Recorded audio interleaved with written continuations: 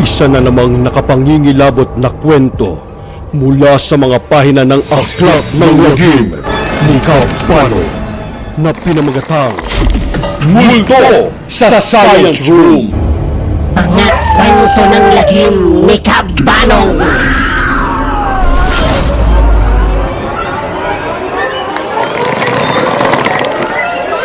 Magandang gabi sa inyong lahat. Ang kwento natin ngayong araw na ito ay halaw sa mga pahina ng Aklat ng Lagim ni Kabanong. Ibinahagi sa atin ang kwentong ito ng isang kolehiyala na itago na lang natin sa pangalang Eloisa. Si Eloisa ay isang freshman student na kumukuha ng kursong nursing sa isang universidad sa Laguna. At ang kanyang nakapaninindig na balahibong karanasan ay kanyang ibabahagi sa atin. October 25, taong 2017. Araw ng Miyerkules. Nasa klase si Eloisa kasama ang kanyang mga kamag-aral. Jenny, nagawa mo ba yung project natin? Hindi pa nga ako nakakagawa, Eloisa. Di kasi ako makapunta sa science room. Tara, sama tayo, punta tayo doon. Tumungo si Eloisa at Jenny sa lumang science room na medyo may kalayuan sa kanilang classroom.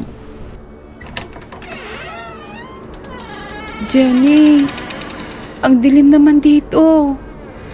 Buksan natin ang ilaw. Ito ang switch. Buhayin natin.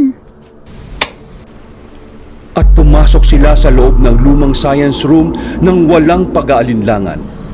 Bagamat nakakaramdam sila ng takot. May biglang bumagsak na bote na mula sa hindi kalayuan ng kanilang kinaroroonan. Nagulat ang dalawa at nagkatinginan. Kinikilabutan ako, Eloisa. Ano kaya yon? Halika, tingnan natin. At lumakad ang magkaklase ng dahan-dahan, papalapit sa kinaroroonan ng kung anong bagay na bigla na lang bumagsak at nabasag upang alamin kung ano ito. At habang papalapit sila, nakita sila ng tila maitim na anino mula roon. Saglit sila na napahinto sa paglalakad. Ano ang bagay na yon? Umalis tayo dito, Eloisa. May kakaiba akong nararamdaman sa lugar na to. Tara na! Inaya ni Jenny si Eloisa na umalis na roon. Ngunit nais malaman ni Eloisa kung ano ang misteryong meron sa lugar na yun. Matagal na niyang naririnig ang mga sabi-sabi na may dalagitang nagpapakita doon. Sabi ng ilan ay nagpakamatay daw ang dalagita sa lugar na yun. Hindi raw ito matahimik kung kaya't lagi itong nagpaparamdam sa mga estudyanteng pumapasok sa kwartong yun. Nais ni Eloisang tuklasin ang misteryong bumabalot doon. Bagamat makikita sa kanyang mga mata ang labis na takot. Ngunit hindi siya nagpadala sa takot niya at nanatili sila sa loob ng science room. Halika, huwag kang matakot, Jenny. Sigurado ka pa, Eloisa? Muli silang lumakad malapit sa kinaroroonan ng tila aninong itim. Marahan ang lakad nila at puno ng takot sa kanilang mga mata. Magkahawak kamay silang naglalakad. Huwag na, Eloisa. Tara na, uwi na tayo. Malapit na tayo, oh. Tara na. Habang papalapit sila sa kinaroroonan ng itim na anino, tila lalong bumibilis ang pintig ng kanilang mga puso. Dala ng takot at lumakad sila papalapit dito. Biglang sumulpot ang isang babae na bahagyang nakayuko. May mahaba itong buhok. Dumadaing ang tinig nito. Tila nagsusumamo. Humingi ng tulong. Umiiyak ito na animoy galing sa kailaliman ng lupa. Tulungan niyo po ako. Tulong. Maawa po kayo sa akin. Tulungan niyo po ako. Muntik nang napalundag sa takot sina Eloisa at Jenny. Natatakot man si Eloisa sa kanyang nakita, naglakas loob pa rin ito at nagtanong sa tila isang nilalang na hindi pangkaraniwan. Sino ka? Anong may tutulong namin sa'yo? Bakit ka nandito? Wala namang naging tugon sa kanila ang babaeng nakatayo mula sa dilim. Niyakag na ni Jenny si Eloisa na umalis na sa lugar na yun. Hindi pa sila nakakaalis ay bigla itong naglaho na tila isang usok na bigla na lang lumipad palayo sa kinaruroonan nila. Mabilis ang kanilang lakad at halos takbuhin na nila ang pintuan ng kwartong yon upang sila ay makalabas sa science room. Jenny, hindi ako makapaniwala sa nakita natin. Sa buong buhay ko, ngayon lang ako nakakita ng ganon. Oo nga, Eloisa. Mabuti pang muna tayo at magpahinga. Sige Jenny, uwi na tayo. Dahil tapos na ang klase, umuwi na si Jenny at Eloisa. Pagdating ni Eloisa sa bahay, umupo siya at huminga ng malalim. Tila naguguluhan siya. Pakiramdam niya, meron siyang kailangang gawin. Napansin naman siya ni Nanay Edna. Siya ang ina ni Eloisa. Oh, Eloisa, nandyan ka na pala. Mabuti pa magbihis ka at maghahain na ako ng hapunan para makakain na tayo. Opo, Nay. Magbibihis lang po. Umakyat si Eloisa sa taas at nagtungo ito sa kanyang kwarto upang magbihis ng damit. Sa kwarto, tahimik lamang ito at tila hindi pa din makapaniwala sa kanyang nakita. Pagkatapos magbihis ay bumaba na ito upang saluhan ang kanyang ina sa hapunan. Ang bango at sarap naman yan, Inay. Mukhang masisira na naman ang diet ko nito Asus, binola mo na naman akong bata ka. O siya, kain na makarami ka. Sabay na tumawa ang mag-ina. Kumain na sina Nanay Edna at Eloisa ng hapunan. Pagkatapos kumain, nagligpit si Nanay Edna ng kanilang pinagkainan. Si Eloisa naman ay umakyat na sa kanyang kwarto upang magpahinga. Humiga ito sa kanyang kama at nag-isip. Hindi niya namalayan, nakatulog na pala siya.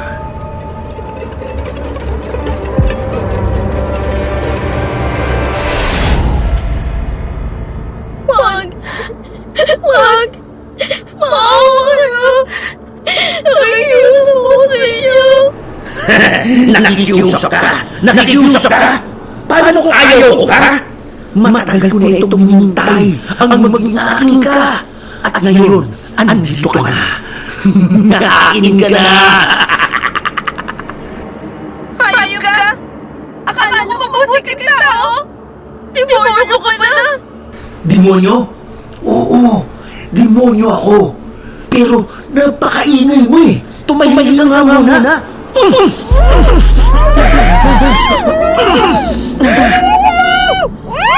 Tinakpan ng lalaki ang babae ng panyo na nilagyan niya ng kakaibang likido. Tinakpan niya ang kanyang ilong at bibig na naging dahilan ng pagkawala ng malay ng babae. Saka ito sinimulang halikan.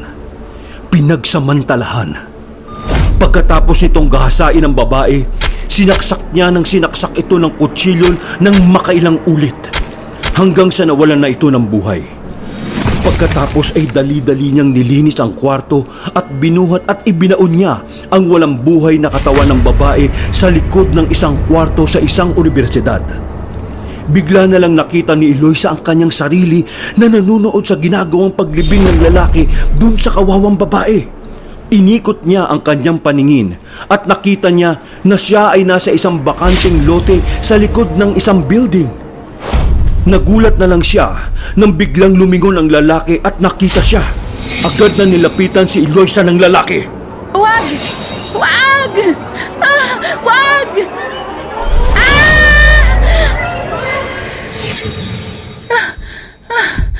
Diyos ko, parang totoong panaginip ko.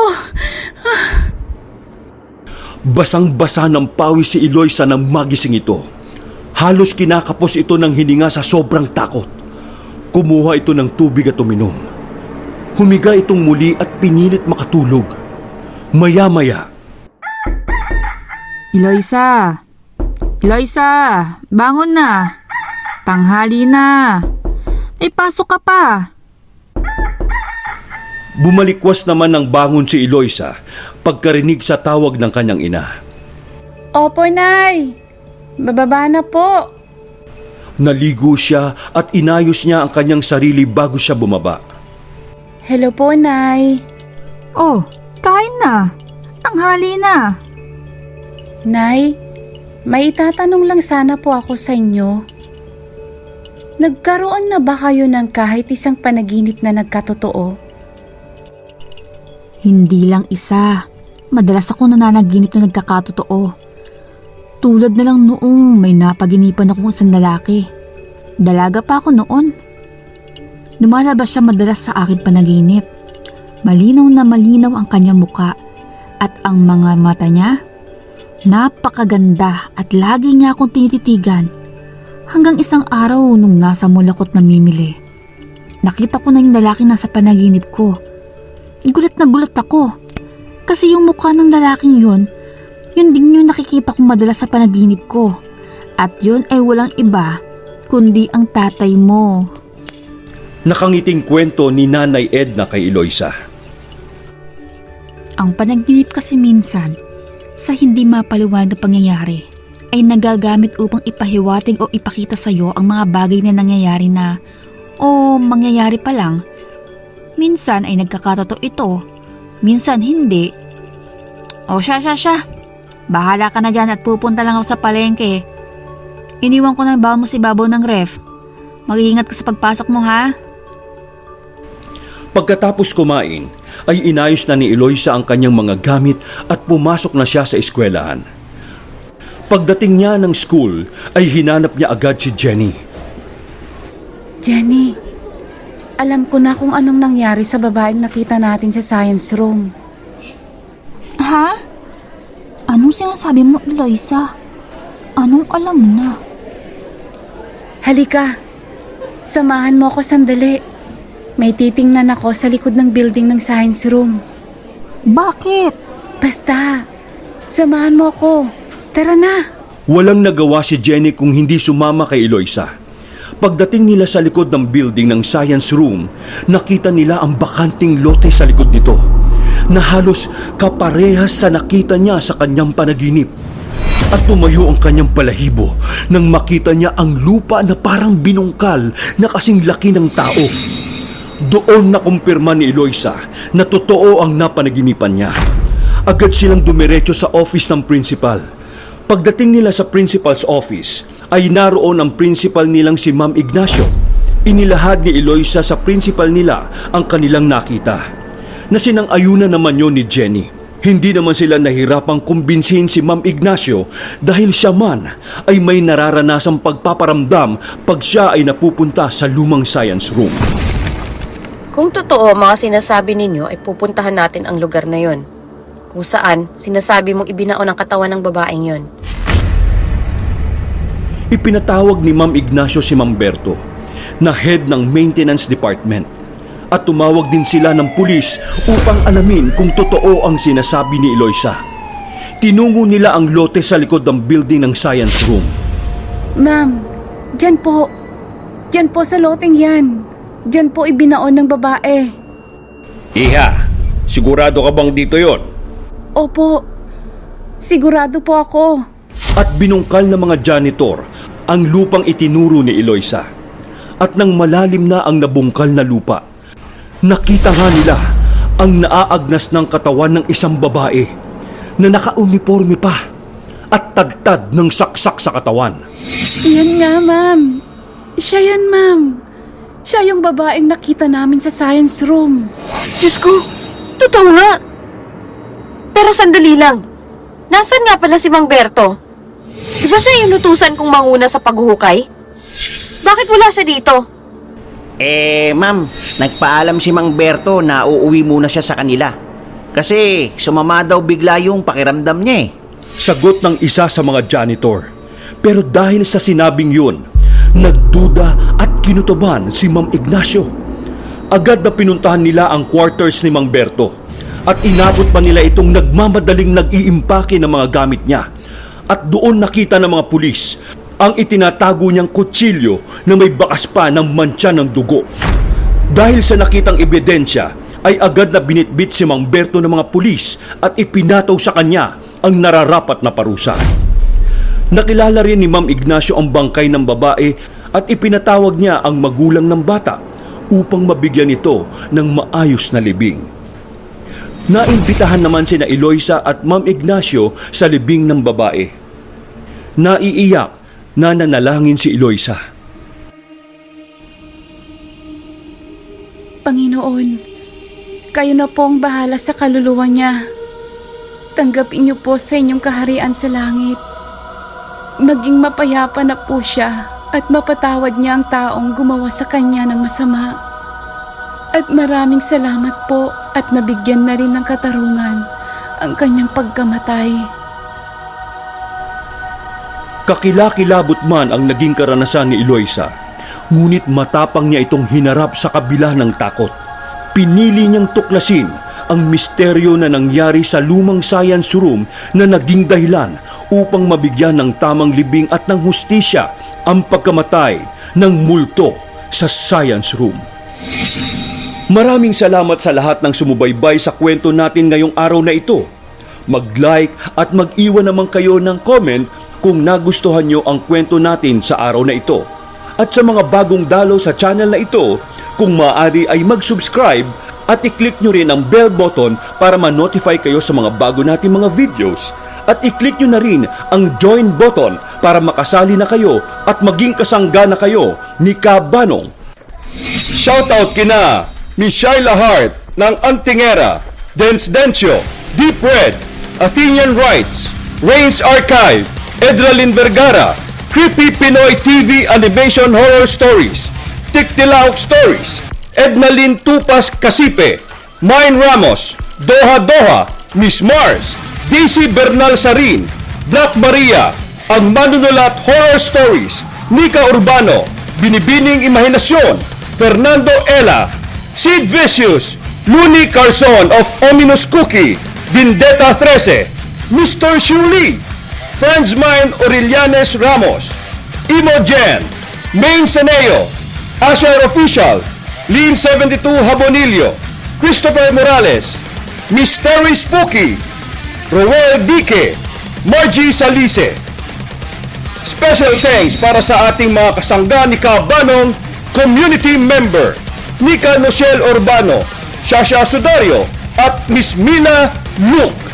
At nagpapasalamat rin po ako sa aking mga special guests ngayong araw na ito, sina Miss Shyla Hart bilang Eloisa, Luni Carson bilang Jenny, at Nanay Edna, Imogen bilang Ma'am Ignacio at ang babae na estudyante.